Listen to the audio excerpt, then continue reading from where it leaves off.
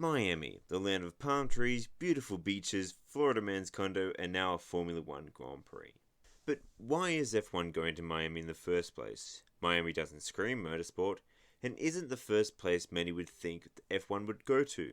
A lot of people, including myself, expected a venue for the second US Grand Prix to be at an already established circuit, of which the US has many great ones of, and some already have F1 history. What if we return to Watkins Glen, raced between 1961 to 1980? Or because we like the bank corners of Zandvoort so much, why don't we return to Indianapolis, raced between 2000 and 2007? I'm sure they don't hold a grudge. But yet, if we're so keen for Florida, Sebring, Fernando likes it, and ex-World War II bases have a pretty good reputation with Formula One. You'll just have to contend with its isolation and horrid bumps. Instead of all these great choices, F1 decided to go to a car park. Again. Out of all these suggestions, including the car park, they would all require significant investment to receive a FIA Grade 1 safety rating, and this is where the sad news comes in. It's not about the racing. F1 is going to Miami because that's where the money is, and where the investors are most likely to see a return. In terms of leisure tourism, Miami is regularly competing for the top spot with New York City, and these tourists have a lot of money to spend. By having the Grand Prix within the city, it means it's far easier for crowds to access the venue, but it also makes it easier for businesses to cater for these customers. Think about accommodation, food, entertainment, and side tourist activities.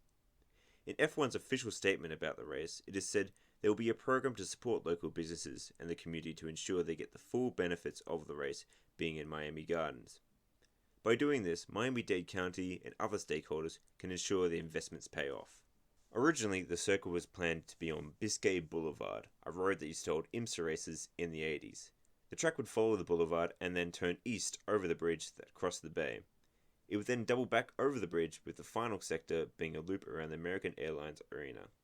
Initially, I thought this was a pretty dumb looking track, but now after seeing Miami Gardens...